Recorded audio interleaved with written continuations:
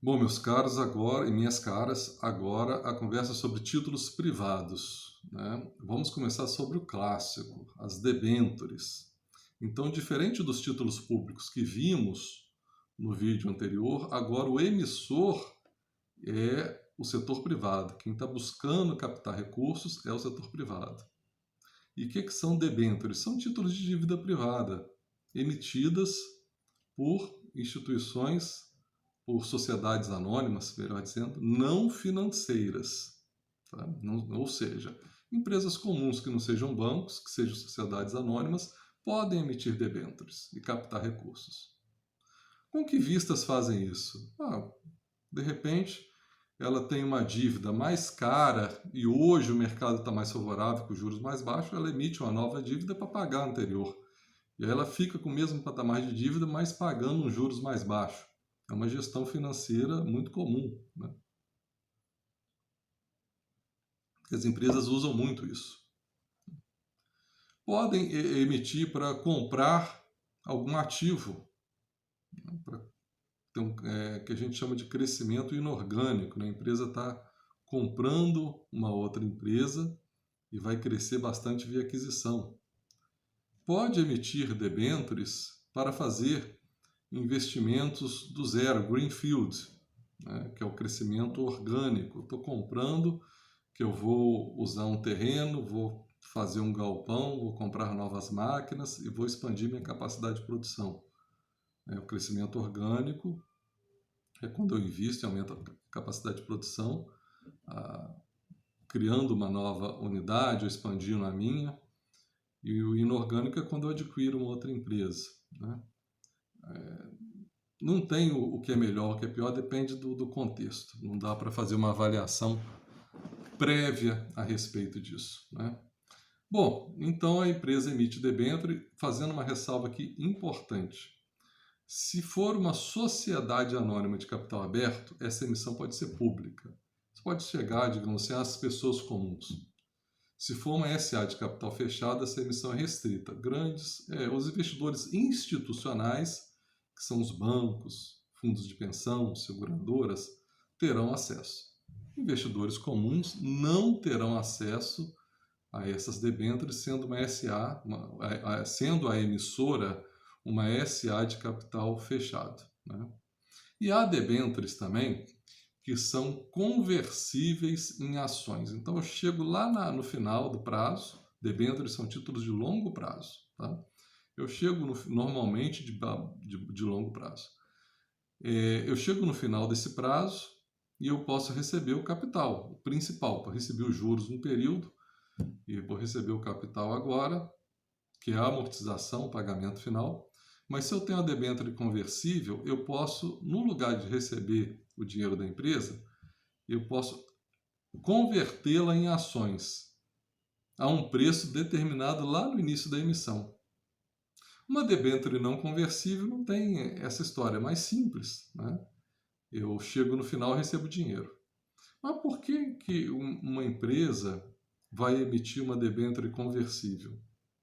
A ideia é fácil de entender. O detentor da debênture, né, aquele que emprestou dinheiro para a empresa, se ele tem a possibilidade de, no futuro, converter aquela debênture em ações, ele não vai ter o dever, ele vai ter o direito, ele pode converter ou não. E essas ações podem subir nesses anos que ele ficou com a debênture. Isso para ele é um prêmio, né? É uma possibilidade de ganho. Então, como ele está ganhando esse adicional, essa possibilidade de ganho futuro, ele vai entrar nessa debênture com juros mais baixos, porque ele tem um adicional aí que compensa esses juros mais baixos. E para a empresa, ela está captando a juros mais baixos. Vejam bem,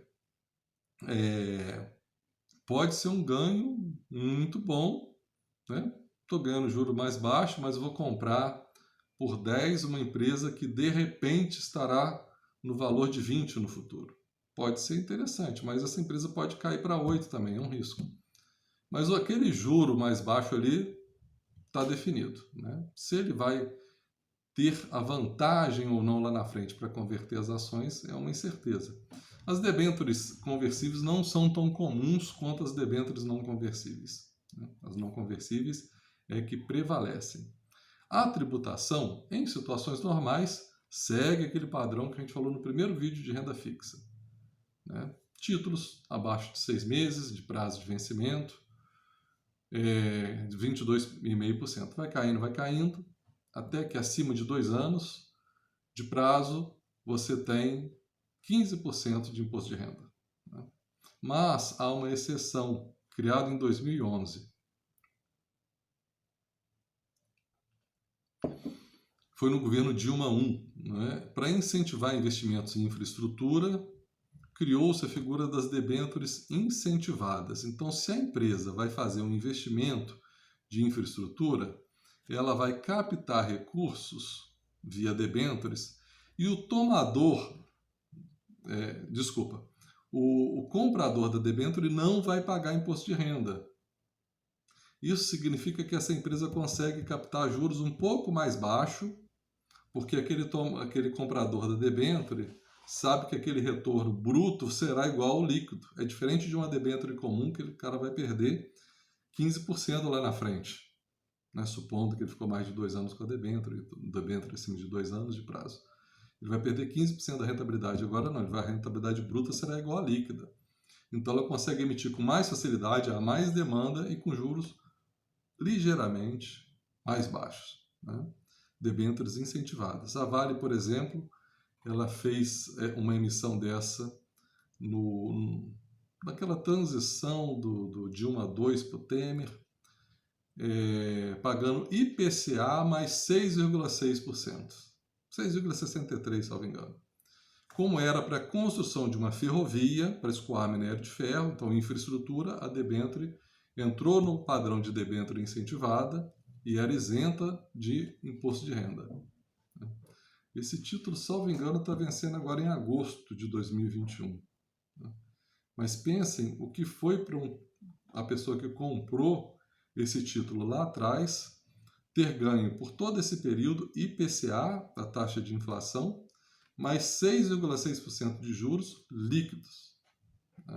Muitas vezes aí a rentabilidade dele foi superior a 10%. Hoje o juro está em 2%.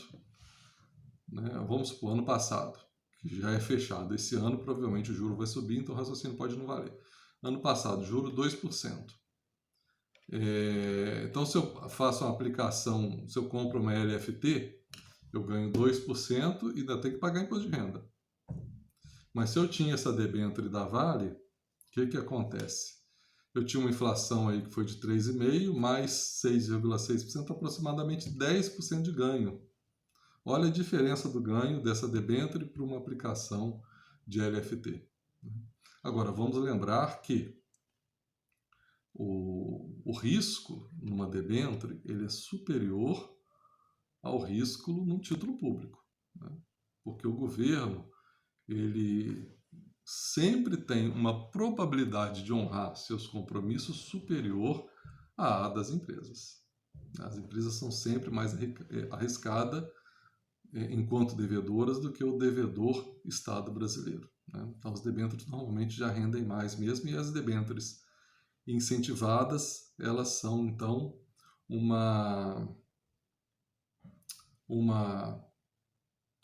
incentivo, como o próprio nome diz, mas uma oportunidade para quem compra essas debêntures.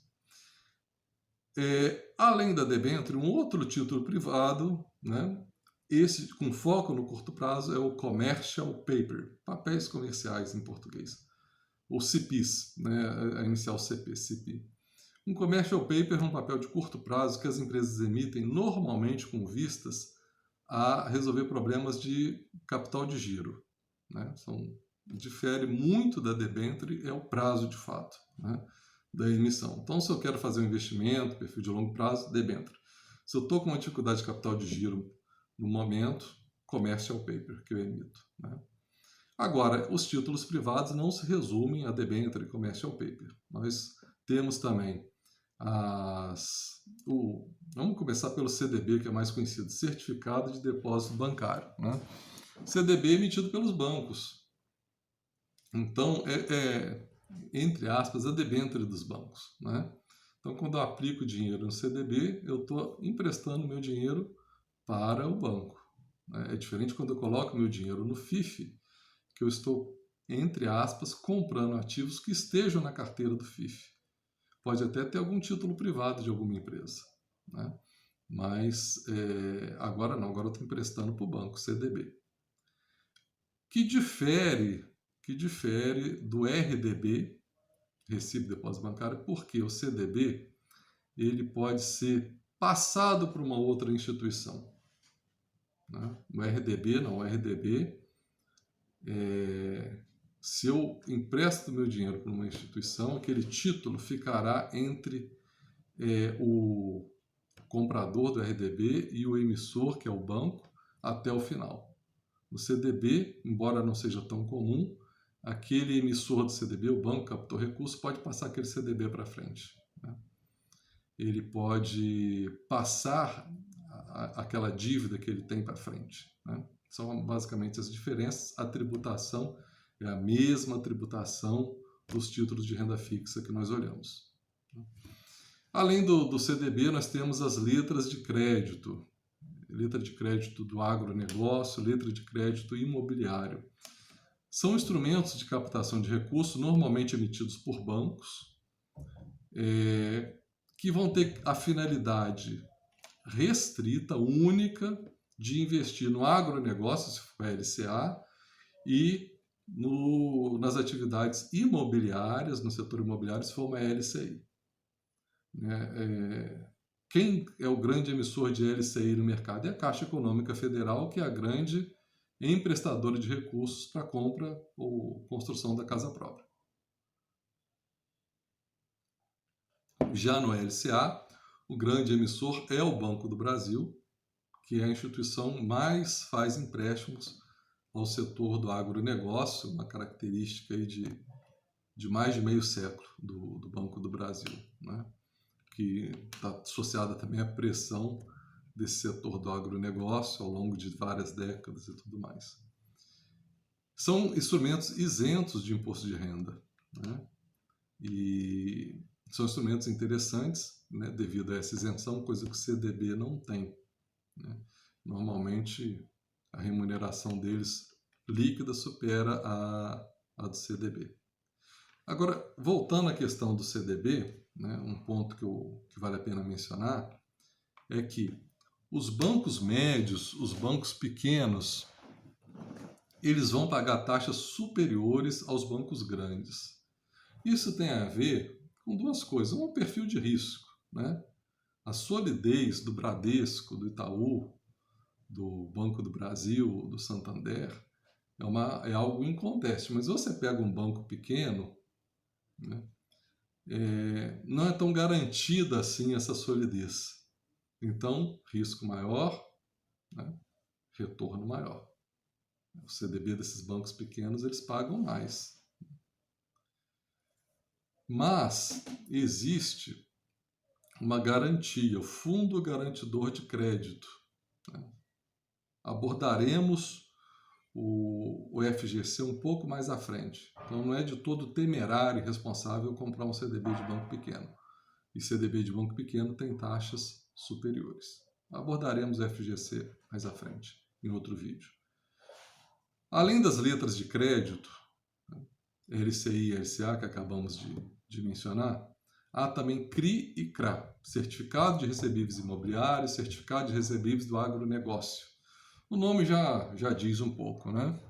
Os CRIs financiam o setor imobiliário, os CRAs financiam o setor do agronegócio. Também são isentos de imposto de renda.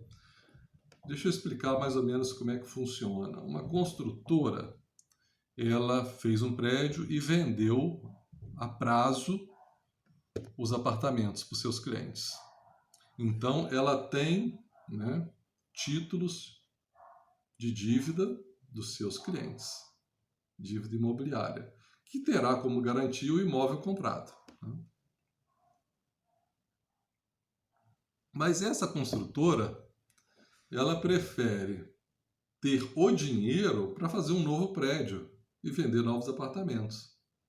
Então, ela vai contratar uma empresa chamada securitizadora que vai transformar esses títulos de dívida que ela tem com seus clientes, vai transformar essa dívida que ela tem com seus clientes em títulos de dívida que podem ser vendidos para quem quiser. Então, eu posso comprar um CRI.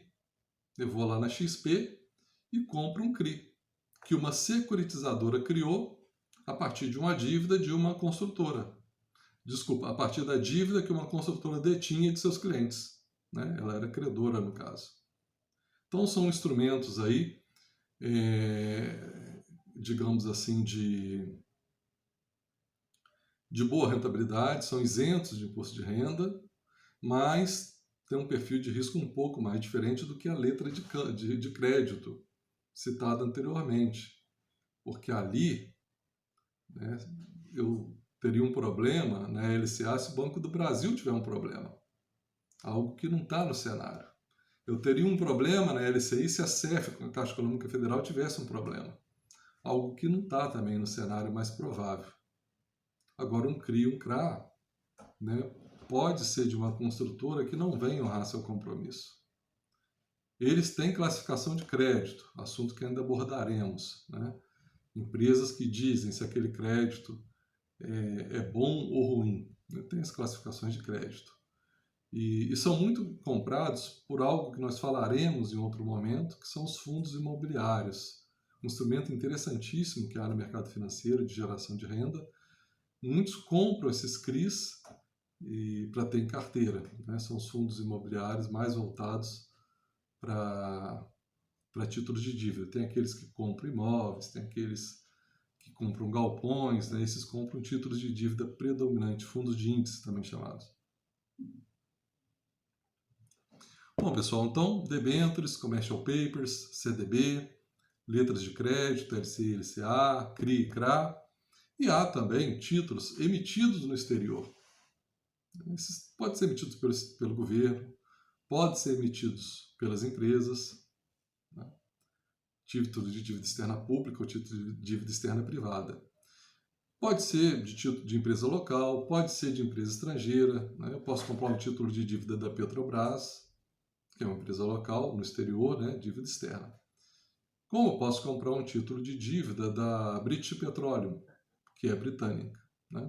Nós não vamos entrar muito, né, nesse assunto, até porque a acessibilidade desses títulos a pequeno investidor é muito limitada, e até para médio, né? Médio não, mas tem uma limitação. Então nós vamos ficar com esses principais aí que nós abordamos, mas lembre-se que tem os títulos emitidos no exterior também, tá bom?